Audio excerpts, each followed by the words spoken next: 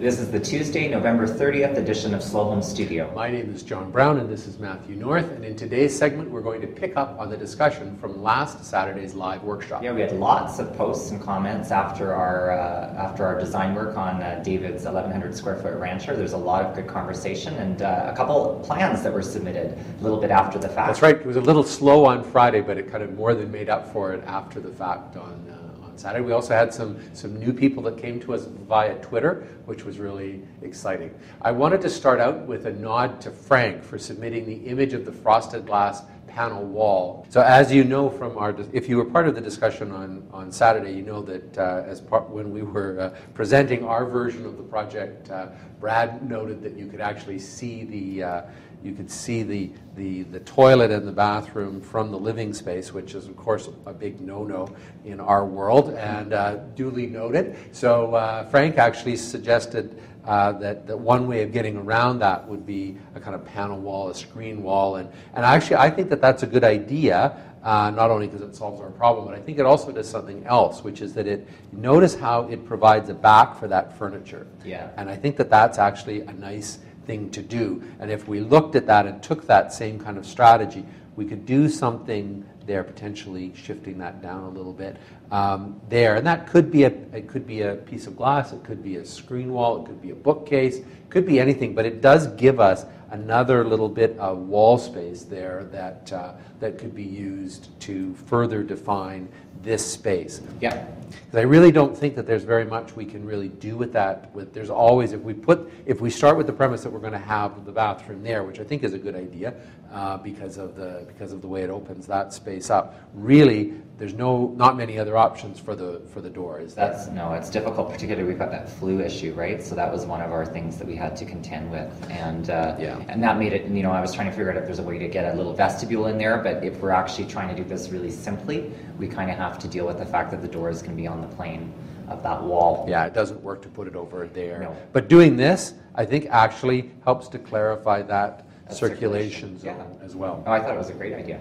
Anyways, the main thing that we wanted to talk about was a discussion that Brad started, and you wanted to... Yeah, well, he made a comment on the site, and I'm just going to read it here. He says, in a slow home context, there's no need for multiple bathrooms in an 1,100 square foot bungalow. If we were looking at it from a real estate market point of view, maybe an argument can be made. To tell you the truth, I love John and Matthew's design of the living space, but the bathroom effort I see as pandering to market values instead of practical sustainability and design with depth. Important essentials in a slow home. Theoretically, we can say things should be right-sized, well-designed, properly sited, and eco-conscious, but can we practically follow through? I do not think it is so easy. Economics and scale aside, you have a client base that has been conditioned to expect certain outcomes like master baths, larger closets, etc. And for an architect to work, she needs to satisfy those wishes. Economics in the real estate market cannot be ignored if you wish to protect your investment. So he had a question, and his question was that fundamentally, is it a good idea to lose a potential bedroom? I would consult with local real estate experts to decide. If so, can you afford to do so? The basement is finished, so moving the bathroom will entail additional cost and upheaval. That's a good point. And a general contractor can help you understand what is involved.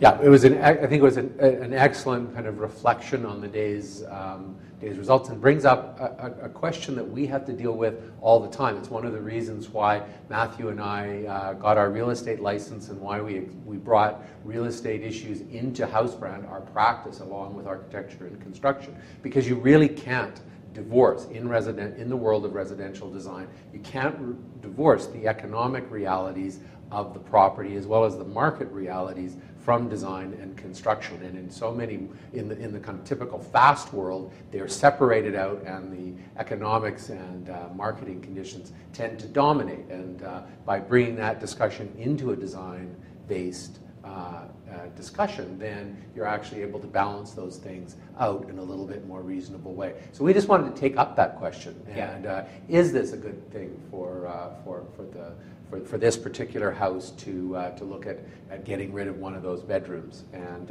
so we've got the before and the after plan. Yeah. And for those of you that haven't seen it, you should really go back and watch the live workshop of all of the various the various combinations and design ideas that came out. But basically, this is first of all, it's an 1,100 square foot house, 1960s. It's got a lot of, the embodied energy has been used for a long time. The idea of maintaining this property for another 30, 40 years, I think is actually even 20 years, is a good thing if the neighborhood is one that can't be redeveloped right now. If it's possible to redevelop to a higher density, then that might be something to be considered. But if not, then putting some money into this house right now does make environmental sense, because you don't necessarily, you want to try to avoid having this being replaced by a new house that's just simply bigger. Yeah, and I think the question for this project comes down to who you think the end user is going to be, and over the lifespan of now if we renovated it and it's going to have a lifespan now of maybe another 20 or 30 years, is this property going to be attractive for a potential future buyer, and is it still going to maintain its value? And I think that the original plan with the 3 bedrooms and the small living space was from an era of the 1950s and 60s where value was not placed so much on the square footage of the living, dining, kitchen space, and now buyers are looking for larger, more open, connected spaces. And I think that there are a lot of people, empty nesters, like young couples that would be interested in a 2-bedroom house. I think the critical thing that we did when we were looking at this, though, is we looked at that study space as still being a bedroom. Yes.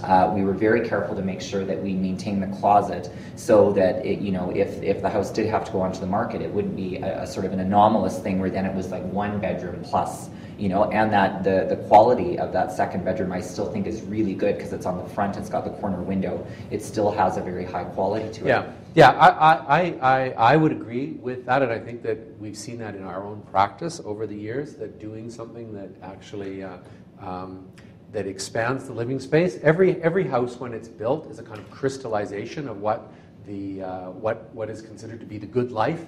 And in the 1960s, clothes weren't all that critical, and so closets were small, kitchens were usually enclosed, living spaces weren't given the sort of priority, there wasn't a big connection to the outdoors, bedrooms were much more modest, bathrooms were more modest, and there were a lot of bedrooms. There's still a kind of carryover sometimes with number of bedrooms, but really, we think about what's important now, we're looking at a more open plan living space, a kind of larger living space. We want to have enough clothes or enough closet space for storage for all of our clothes. And really that bedroom thing isn't always quite as important. Also depends on the neighborhood that you're in, but this kind of house I think is something that's going to appeal to either, as you say, empty nesters or people that are first starting out, and where there could either be a guest room in the basement and that second. And you have to look at the overall square footage too. I mean, now when we're looking 1,100 square feet, like let's think about it in terms of like an apartment loft project. Yeah, an 1,100 square foot apartment loft has 2 bedrooms. Yeah. And often they're 2 bedrooms and 2 bath, or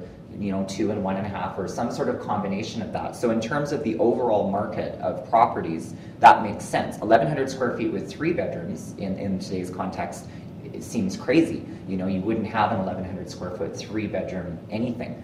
That wouldn't be built. No, unless you're in Vancouver. Yeah, that's true. And it would be 2 bedrooms and a den. And 2 bedrooms, a den, and a storage space, all 1,100 square feet. That is true. Now, I think Brad also brings up an interesting point about the bathroom, and should there be 2 bathrooms? And that's a good point. It is a good point. We wanted to demonstrate that it was possible to do 2 because our client, as you said, asked for that. Whether it's really necessary, I think is an open question, and it's something that you could certainly, within the space that we've provided, be able to have one larger. Yeah, you'd have to in this plan, you'd have to segment it so it was accessible from the public part of the house as well as from, you wouldn't want to walk through the master bedroom to get into the ensuite. At the same time, an 1,100 square foot 2-bedroom or 2-bath house or 1.5 bath house, I don't think is all that, again, unreasonable. And I actually think when you're thinking about this if we're just looking at it from a real estate point of view, I think this house now has a lot of value because you could say it's 2-bedroom, 2-bath, plus it's got that open concept living, dining, kitchen area. And I think if it was 2 bedrooms, 1 bath, I think it's pushing it now just into the slightly less valuable category. Right. So I think that actually in this plan makes sense. And I'm sure if Brad was here, he would say, well, what about the environmental cost of that? And I would respond by saying, well, it's an 1,100 square foot house, so it's small to begin with. It's a reuse of an existing property, which is a smart thing to do. You're right in that if we had 2 bathrooms, we're going to be doubling up on the number of fixtures that we've got. But given that this is predominantly a 2-person house, maybe 2 people with a young child, they're really not going to be using those bathrooms all the time anyways. And so I think we're talking about some extra plumbing use, but not necessarily, I don't think it's extravagant. It feels appropriate, and I think it's always this balance between the sort of practical sustainability. It's a balance between those things. You certainly want to make sure that the plumbing fixtures were low flow. You probably also, more importantly, want to try to manage your water resources outside and get that get rainwater use under control so that you don't have to use potable water for irrigation and that sort of thing. But I think your final comments about it being about looking at the local condition, talking to a real estate that's really important, and a contractor, because it does vary. What we do here in Calgary is going to be different than the market in Toronto or in Los Angeles. You have to know what's going on in the neighborhood where the project's located. I think that's a really good point. So thanks for watching this segment. I hope that clarified things, and please feel free to make your comments. Brad, if you've got something that you want to say, post along and we'll try and comment back. And tomorrow we're going to continue our review of the living spaces in my townhouse in our Design Minute series. Thanks for watching.